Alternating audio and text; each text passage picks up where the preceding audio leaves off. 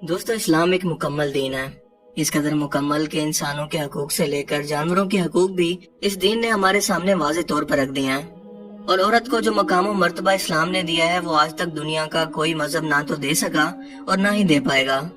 जिन बेटियों के पैदा होते ही अरब के जमाने जालियत में लोग इनका पैदा होना अपनी शर्म और तौहीन समझते थे, इस्लाम ने इसे माँ, बहन, बेटी और बीवी की सूरत में मर्दों के बराबर हकूक दिए।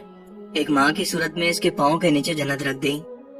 मगर आज भी कुछ मुल्लिदीन या दीन बेजार लोग मुस्लिम खवातीन को गुमराह करने के लिए ऐसे सवालात जानबूझकर करते हैं जिनके जवाब वो खुद बिना मुताला के ढूंढने और जानने की कोशिश करें ताकि गुमराह होकर इन्हीं की तरह लादीन हो जाएं। जब तक कि एक डॉक्टर मेडिकल की तालीम मुकम्मल ना कर ले, इसे बीमार लोगों का इलाज करना नहीं आता। इसी तरह से जब तक कोई इंजीनियरिंग की पढ़ाई मुकम्मल ना कर ले, इसे बिल्डिंग से इंफ्रास्ट्रक्चर बनाने का कोई कॉन्सेप्ट नहीं होता। लेकिन क्या इसी तरह से दीन इस्लाम को जाने और समझे बगैर खुद से गैर मुस्लिमों के इन ट्रिकी सवालात के जवाब जानने की कोशिश करना एक आम मुसलमान या खवातीन के लिए जानना भला कैसे मुमकिन है? एक ऐसा ही सवाल जो मुस्लिम खवातीन से मुल्लिदीन करते हैं कि हम जानते हैं कि इंसानों के मरने के बाद इनके नेक अमाल की बिना पर इन्हें जन्नत मिलेगी, जहाँ मर्दों के लिए 70 हुरें मौजूद हैं। इन्हें वहाँ पर हर तरह की आसाइशात और सहूलियात मैसर होंगी, लेकिन जन्नत में औरतों को क्या मिलेगा? क्या इनके लिए वहाँ कोई इनाम नहीं है जैसे कि मर्दों के लिए? तुम्हारा अल्लाह भला इस तरह की नाइंसाफी तुम्हारे साथ कैसे कर सकता है? वगैरह वगैरह। इस सवाल का सादा सा जवाब तो ये है कि जो कुरान पाक ने जगह जगह पर बयान कर दिया है कि जन्नत में मर्दों और औरतों को अकेले अकेले नहीं बल्कि जोड़ों या कपल की सूरत में रखा जाएगा। जाहिर है कि इस जवाब में ये बात छुपी है कि खवातीन का जोड़ा मर्दों के साथ बनेगा और औरतों को मर्द दिए जाएंगे। इंसानी नफ्सियात के बाज़ तकाजे ऐसे हैं जिनकी वजह से मर्द औरतों के मोहताज होते हैं, जबकि अल्लाह ताला ने औरतों को ये फजीलत दे रखी है कि वो नफ्सियाती तौर पर मर्दों की इन जरूरियात की वजह से मोहताज नहीं होती।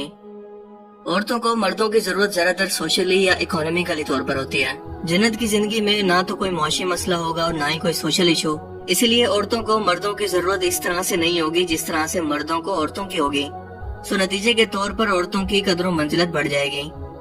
जन्नत में दाखिल होने वाली औरतों को अल्लाह ताला नए सिरे से पैदा फरमाएंगे और वो कमारी हालत के अंदर जन्नत में दाखिल होंगी।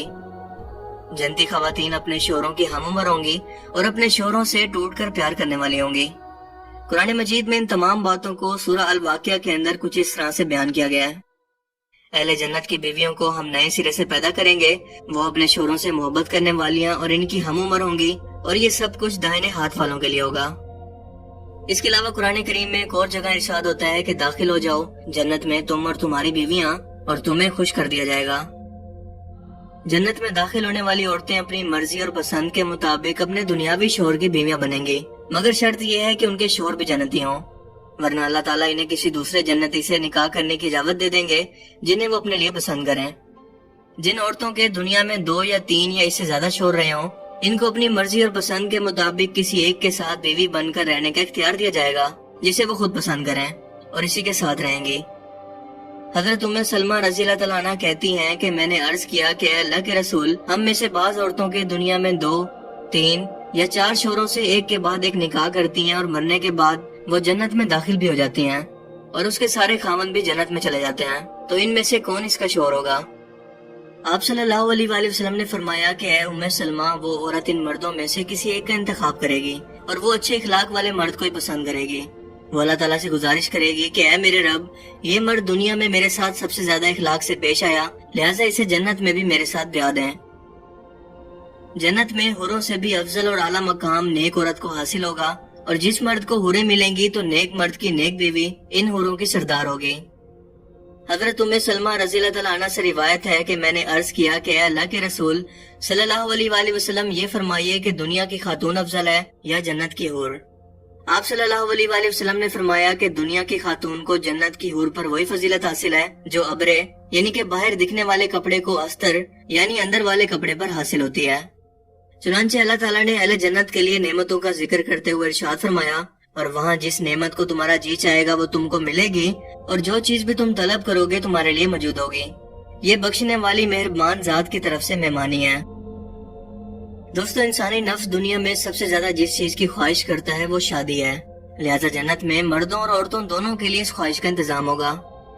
जन्नत में औरत की शादी अल्लाह ताला दुनिया के शोहर से कर देगा, جیسا کہ ارشاد باری تعالیٰ ہے کہ اے ہمارے پروردگار، ان کو ہمیشہ کی رہنے والی بہشتوں میں داخل کر جن کا تو نے ان سے وعدہ کیا ہے، اور جو ان کے باپ دادا اور ان کی بیویوں اور ان کی اولاد میں سے نیک ہو ان کو بھی، بے شک تو غالب حکمت والا ہے۔ اگر کسی عورت نے دنیا میں شادی نہیں کی تو اللہ تعالیٰ جنت کے اندر اس کی کسی ایسے مرد سے شادی کا انتظام کریں گے جس سے اسے آنکھوں کی ٹھنڈک نصیب ہوگی۔ یہ ان انعامات کا مختصر سے بھی مختصر حصہ ہے جو کہ جنت کے اندر عورتوں کو عطا کیے جائیں گے۔ جنتی عورت ایک وقت کے اندر 70 جوڑے پہنے گی، جو کہ ممکن ہے کہ ایک ہی لباس کے 70 حصے ہوں۔ جنتی عورتیں حسن و جمال اور حسن سیرت کے اعتبار سے بھی بے مثال ہوں گی۔ عورت کے اندر فطری طور پر حیا کا مادہ مرد کی نسبت بہت زیادہ ہے، اور وہ وفاداری اور محبت بھی خالص ایک مرد کے لیے رکھتی ہے اور حسن و جمال اور زینت کو پسند کرتی ہے۔ ان تمام باتوں کی مناسبت سے یہ جنت کے اندر عیش کریں گی اور نیک عورتیں حوروں پر افضل ہوں گی۔ اللہ تعالیٰ فرماتے ہیں کہ میں نے اپنے نیک بندوں کے لیے وہ کچھ تیار کر رکھا ہے جسے ان کی آنکھوں نے نہ تو کبھی دیکھا اور نہ کبھی ان کے کانوں نے سنا اور نہ ہی کسی انسان کے دل میں اس کا خیال گزرا ہے۔ صحیح مسلم کی اس حدیث مبارکہ کے اندر لفظ عباد کا استعمال کیا گیا ہے، جس میں مرد اور عورتیں دونوں شامل ہیں۔ جہاں تک حوروں کا سوال ہے، قرآن کریم کے اندر ان کا ذکر تو آیا ہے لیکن اتنی زیادہ تعداد کے اندر نہیں جتنا کہ ہمارے ہاں بیان کیا جاتا ہے۔ بہت سے لوگوں کو یہ جان کر شاید حیرت ہوگی کہ پورے قرآن کریم کے اندر صرف 4 مقامات پر حوروں کا ذکر موجود ہے۔ جیسا کہ ارشاد ہوتا ہے کہ یوں ہی ہوگا اور ہم ان کا نکاح کر دیں گے بڑی بڑی آنکھوں والی حوروں سے۔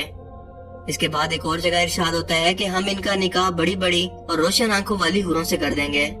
پھر ارشاد ہوتا ہے کہ اور ان کے لیے خوبصورت آنکھوں والی حوریں ہوں گی، اتنی حسین جیسے چھپا کر رکھا ہوا موتی ہو۔ قرآن کریم کے بہت سے ترجمہ کرنے والے علماء کرام نے لفظ حور کا ترجمہ خصوصاً اردو ترجمے کے اندر خوبصورت عورتیں یا لڑکیاں لیا ہے، یعنی کہ دنیا میں جس نے اللہ کو راضی کیا، اللہ تعالیٰ قیامت کے روز اپنا جنت کا وعدہ پورا کر کے ان لوگوں کو راضی کرے گا۔